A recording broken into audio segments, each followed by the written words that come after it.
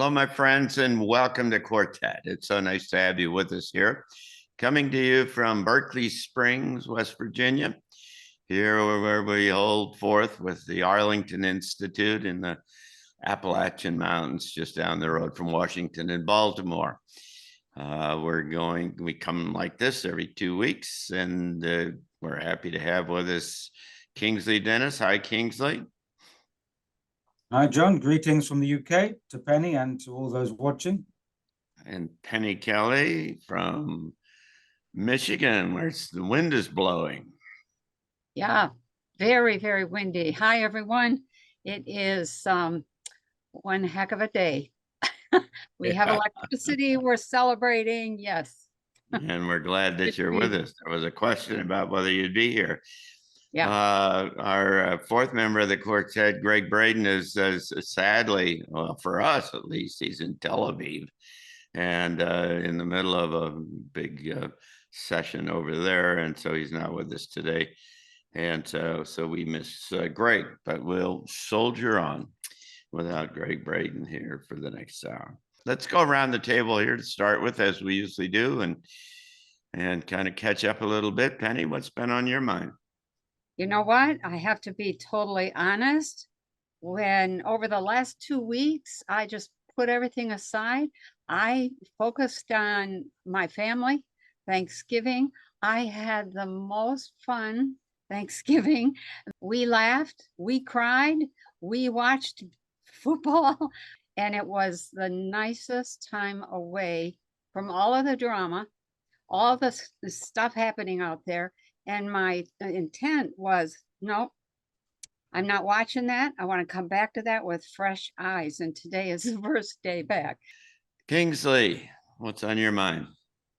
Well, Penny, it sounded like you had a very sane time, which is good because the theater of the absurd out there is really kind of quite a show. I just want to say, I want to start off by saying a few months ago, I introduced you to a friend of mine. Remember Pox? Oh, yes. I introduced you to Pox. Well, I have to confess that I've decided to change his name because I've realized that Pox is now racist. So from now on, he's only going to be called M from now on. Okay, just so we got that clear. Also, I've been thinking I'm glad I'm not a cryptocurrency millionaire at the moment, because it's actually becoming a kind of bad for your health. As you realize, I think in the last couple of weeks, 3 crypto millionaires have kind of found a sudden end. I think just today, one who was the CEO of Libertex was just had an unfortunate and very strange helicopter crash. Last week, a 30-year-old head of a digital asset cryptocurrency didn't wake up, died in his sleep. It seems to be something happening there. So I would just say, if you're thinking of being a millionaire cryptocurrency boss, just don't do it right now. So we come to our topic of today. And it's a byproduct of some of the things that I've been thinking about in the last few weeks, and the experiences that I've had that are pushing me into increasingly into a non-conventional space. And it starts, I think, with the basic kind of notion that it's almost impossible to know for real what's going on these days. And everybody's trying to manipulate the narrative from their point of view. All of us have lived all of our lives up until the last, 3 years ago, 4 years ago, 5 at the most, having some confidence in the usual kind of touchstones in our reality. But what's emerged in the last, particularly with COVID, is this fundamental irrationality about how things work and how people, particularly governments and large corporations, and some of them are saying about how this reality works and who we are and what's important and so on. All of a sudden, out of nowhere, relatively speaking, is you've got the World Economic Forum trying to do a global reset. It's just hard to understand, number one, in any conventional terms, and this is the problem with most analysis, is that they're using conventional their assumptions about who the players are and what their motivations are and what their values are and who their controllers are, or if they even consider that. And so they moan and bitch about the media, and that the media isn't, fair in what they're doing. And you say, well, you're assuming that these guys have a basis for being fair, and they're not. They're being controlled. It's been well established that they're being controlled by the intelligence community and so on. And so what you have is this kind of morphing sense of the underpinnings about how this whole thing works, which then starts to raise questions about who's pushing the buttons and how this, and who's driving all of this. For some of us, the natural kind of progression is into the kind of the biblical area of principalities and powers. There's I grew up learning this verse about we wrestle not about with flesh and blood, but with principalities and powers, and you start to say, okay, so what's happening in the archonic space, and in these other alternative dimensional kind of areas. And so suddenly you've now multiplied the complexity of this whole system in significant kind of ways, because now nothing that goes on here as we understand it makes sense, but now there's an outside forces that maybe are played that add to the level of complexity. And then you say, so what in the world are they trying to do? And then you got guys like Elon Musk and Gregg. I'm sorry Gregg isn't here today, because he's has some interesting things to say about this, who then walk us into the space and say, well, every indication says this looks like a simulation. It's an AI produced environment that we live in. And so I thought we'd talk a little bit and I'd ask you all, do we live in a matrix, do you think? And if so, what difference does it make? So we have the vocabulary of technology to look at the possibility that we are in a programmable creation. And again, centuries ago, people talked in religious terms that this is a creation from a deity. It's a similar, if you have a kind of program creating reality, it's the same concept, just different vocabulary. So, and of course, we know that we are interacting with a participatory reality. So we are part of the program. So if we can participate and reality is malleable, then it makes sense in some level that it's a kind of sentient program that we're interacting within. But I think for me, the problematic issue is when you get this kind of threshold, is that we're in this reality and there's something outside of it.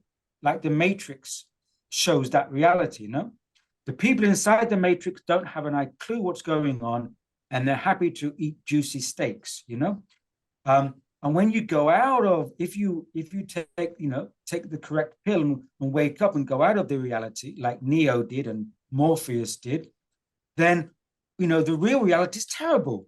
There's no juicy steaks. You're eating porridge, and you're fighting this kind of, apocalyptic scene for survival.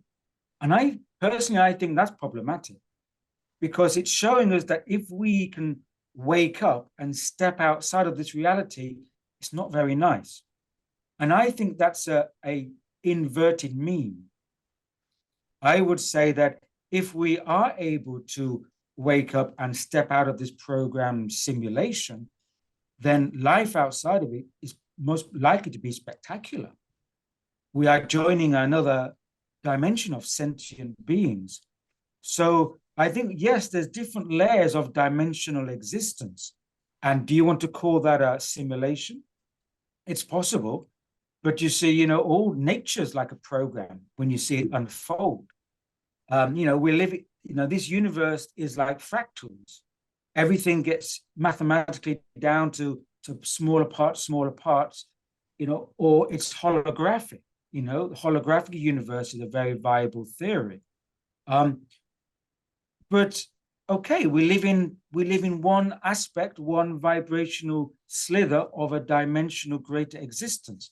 It doesn't mean that the simulation is a prison, and it doesn't mean that what's outside of it is worse. I think what's outside of it is probably a whole lot more spectacular. The question is, if we're living in a simulation that's programmable, there can be certain elements who are very well aware of this, which comes down to the occult level, Penny and John, that you mentioned. If there are certain forces that are aware that it's a programmable simulation and they have occult knowledge, then they can program it to their advantage, and everyone else in the program is at a disadvantage because they don't want you to be aware of what they're doing with the program. I think the question that we started with was, is the matrix real? So I don't know that I can even answer that in a way that conforms or that honors what I know about reality and how it is structured and the nature of reality and the various dimensions that I have had the great privilege of visiting. So I'm gonna say a few things about the idea of a simulation. What is that word? What does that word actually mean? Simulation means something constructed to look like or to represent something else. It simulates something else. So if you look at how a reality comes together, so I talk often about the soup. The soup is the source material. It's this amazing, intelligent light that responds to us, and so here we are. Okay, so let's just say there's a soup out there. Well, within that soup, imagine that soup is at least as big as all the oceans on the planet put together. And within that ocean, there are these little regions or little matrices of waves that constitute an individual who's awake enough to say, hey, what is this? Where did we come from? How did we get here? Where are we going? Those kinds of things. So you have these matrices all over the soup, and they come at very small frequency or very low frequency levels or very few frequency levels, probably be more accurate, to big systems that encompass a wide range of frequencies.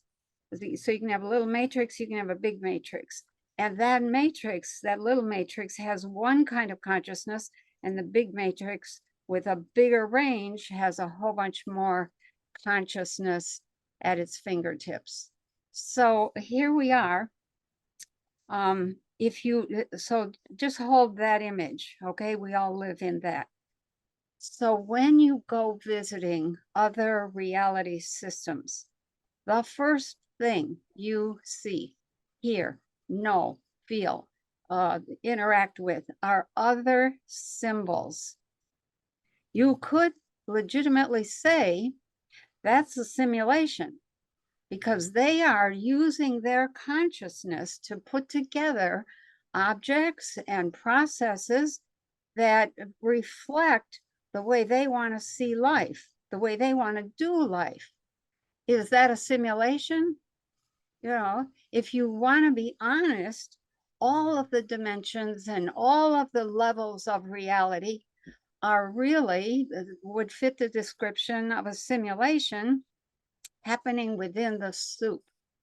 What is the purpose of life? It's to enjoy life. So do we live in a simulation? Yeah, you could say that.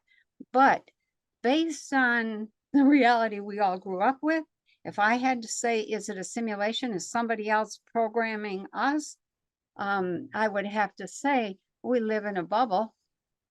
We live in a distortion. The simulation, the matrix, the reality system is in the source. So the Okay. source is often called God by people. Oh, I know. It's not an individual.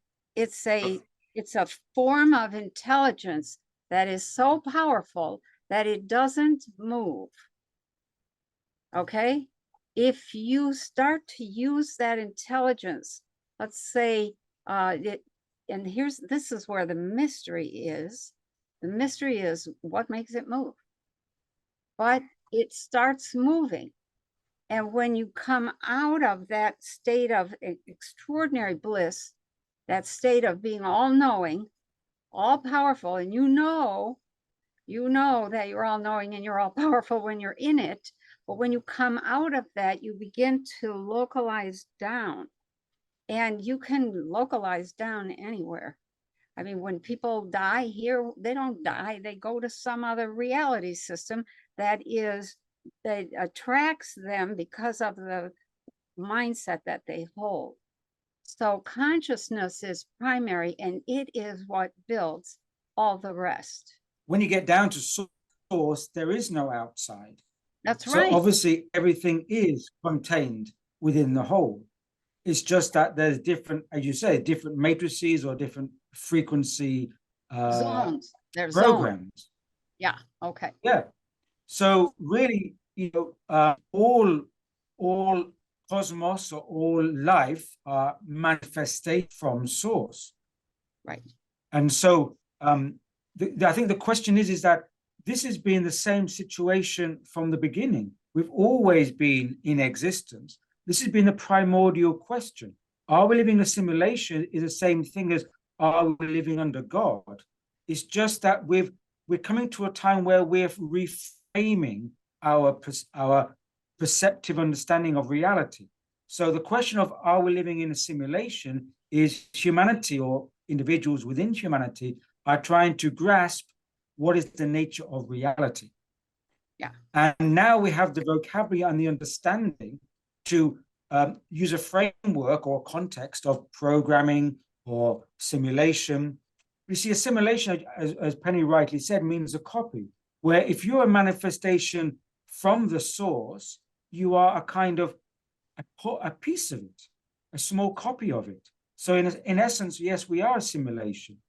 I think where people start to go into fantasy land or start to go on trajectory is this notion of there must be one being outside of the program overlording it over us. Right. Which then you get into this kind of Gnostic framework or Archon framework or occult framework. But I think we also understand that everything inclusive in the matrix or the simulation is part of the programming. We're programming from within. We are the kind of bots auto-programming it because there's nothing outside of it except more of a matrix. So that there's no devil, there are no demons that extract energy, there are no archons that extract energy. Okay, those are Christian terminologies that are designed to describe those interactions in frequency that are destructive to whatever already exists. There are destructive energies, and all energy is consciousness. So there's good and there's bad. Period. So, yeah, thanks. Perhaps one way of framing the matrix is a limited perceptual reality is our matrix, or what we can refer to as, maybe some people refer to as a perceptual prison, because it's limited and we haven't yet got outside of our containment. So really, instead of like, we should be careful again of all these memes of films saying the matrix is like this. It's trying to, I think where we are is that we have a quite low perceptive awareness of how life and everything works, how the cosmology works. So therefore, we're in a lower order perceptive reality. And that's our matrix. It's a level of perception which is quite low. We exist within a physicality cosmos, because there's other dimensions of physicality. Yeah. So really, to move out of the matrix is also another way of saying moving out of our perceptual limitations to expand it and move into a larger program. And of course, entities is like a game in the playground. If you have a playground of bullies who want to push you around, take control, and take your energy. That's right. So in this perceptual lower order reality, there are entities who are trying to take our energy and be the schoolyard bullies. And they can be called archons or demons, whatever you want to call them, but they're in the same playground. They're in the same game. Yeah. They come into this reality. So they're not of a higher order. They're just moving around and trying to get one over on us on the gameplay. And so rather than like what we need to do to get out of the matrix, therefore, is to expand our perceptive capacity. Right. For those of you who are viewers, I'd just like to remind you that this comes to you from the Arlington Institute. And we're located in our wonderful little resort town of Berkeley Springs, West Virginia, in the Appalachian Mountains, just 100 miles from Washington and Baltimore. And we have a variety of programs that you can find on arlingtoninstitute.org. And we hope that you'll avail yourself of those and come to Transition Talks, which is our monthly forum for provocative speakers like Penny and Gregg. And if we can get him extracted out of the UK, we'll have Kingsley come and be with us as well. We have some very and we have some very interesting folks coming up, and we hope that you'll go and check that out at our website. So thanks again, and thanks all for being with us, and come back and see us again. Thanks so much. Thank you. Okay. Thank you, Stay well. everybody. Thanks for watching.